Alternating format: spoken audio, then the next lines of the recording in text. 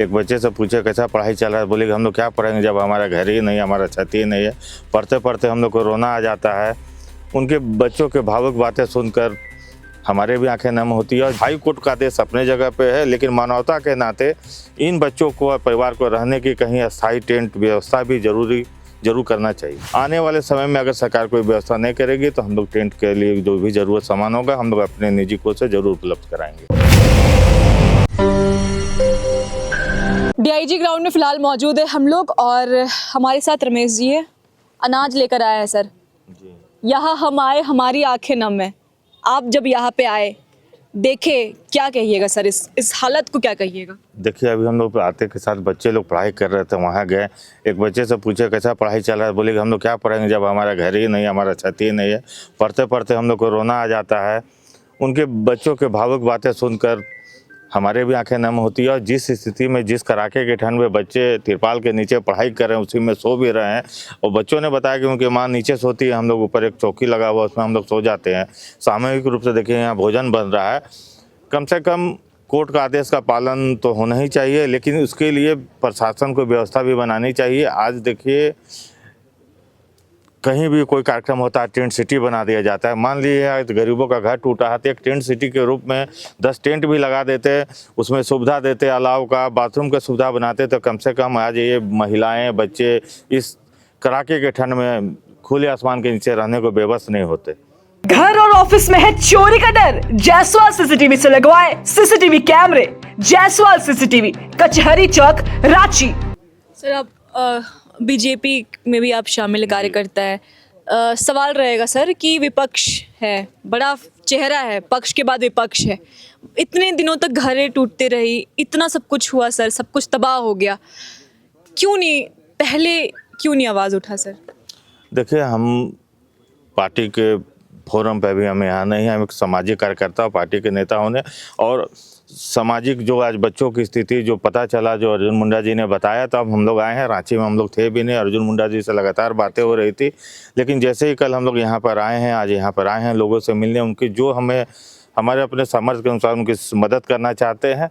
और आने वाले समय में जिला प्रशासन से आग्रह करेंगे, जिस प्रकार उपायुक्त महोदय लगातार यहाँ पे ठंड में सभी को आश्रय गृह और ये बना के दे रहे हैं, उनसे आग्रह करेंगे आपके माध्यम से कि सर आप जरूर इन बच्चों का भी ख्याल करें। कल देखिएगा पेट्रोल पंप पे भी एक बच्चे को सुविधा दी गई। ये अच्छी पहल है, जिला प्रशासन की संजीदगी को दिखाता है।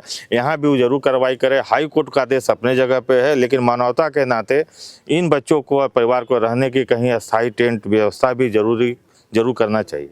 सर, ठंड में तो पक्षियों के भी घोंसला नहीं तोड़ा जाता, ये तो फिर भी इंसान है। अभी आप कुछ क्या अभी अनाज वितरण किए सर आपने? इतने दिनों तक कोई नहीं पहुंचा, आज निशा जी आई, आप पहुंचे हैं। तो अब ये लोग जो है बिल्कुल इसी तरीके से रह रहे हैं। आप खुद देखिए, एकदम खुले छत क्या मतलब खुले आसमान के नीचे रह रहे हैं। देखिए, हम मदद करने के हम लोग ख्याल से आए हैं। हमने अगर हम लोग को इसमें अगर नेतागिरी या कुछ दिखाना रहता तो हम जरूर मीडिया को बता के आते। हम लोग चुपचाप यहाँ पे लोगों की सहायता के लिए आए हैं।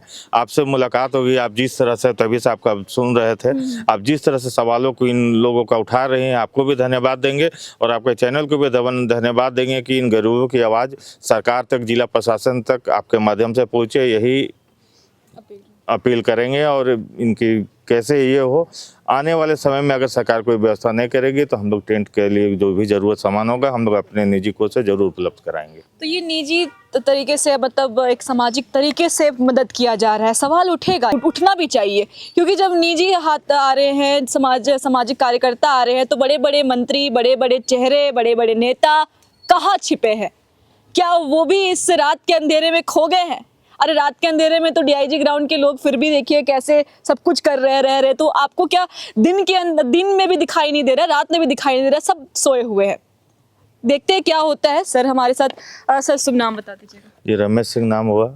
हम लोग दुर्गा पूजा का भी आयोजन फैलाल पे करते हैं। समाज के हर वर्ग में हम लोग हमेशा प्रयासरत रहते हैं, किसी भी जरूरतमंद को जितना हम लोग को अपना सामर्थ्य उसके अनुसार मदद करें, उसी के लिए हम लोग यहाँ आए थे। और हम लोग का कोई मनसा नहीं रहता कि हम किसी को मदद करें तो हम सब मीडिया को बताएं, प्रेस को बताएं। आपका यहाँ पे जो आपका तरीका था वो बहुत अच्छा था, आपको भी धन्यवाद देंगे।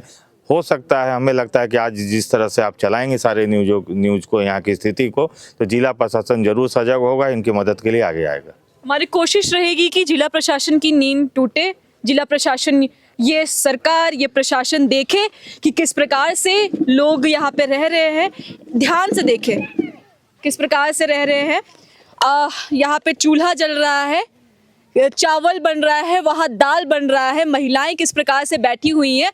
इतने दिनों से हमने वो रिम्स के डॉक्टर के घर दिखाई, वो दिखाया, बिल्डिंग्स दिखाए।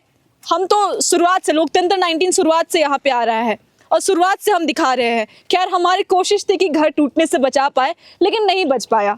अब जो बचा है, जो लोग हैं, लोगों को तो बचा लीजिए। इस ठंड में आप सोचिए ना, ठंड में कैसे रहेंगे लोग। अपील रहेगी कि एक बार नज़र डालिए, बच्चों पर नज़र डालिए, लोगों पर नज़र डालिए, महिलाएं कैसे रह रही है इस पर नज़र डालिए, कैसे लोग रह रहे हैं इस पर नज़र डालिए। और एक बार डीआईजी ग्राउंड अगर आपको लग रहा है कि हम झूठ दिखा रहे हैं तो रात में आके देखिए, रात भी नहीं, आप 7 बजे ही आके देखिए। 7:18 हो रहा है, आइए आप इस टाइम पे आइए, रात में डीआईजी ग्राउंड में आइए, देखने आइए। हम झूठ अगर आपको दिखा रहे हैं तो सच्चाई दिखा रहे हैं। फिलहाल देखिए ऐसी खबरों के लोकतंत्र 19 को फॉलो सब्सक्राइब करना ना भूलें। मेरा नाम रितिका है। जोहार।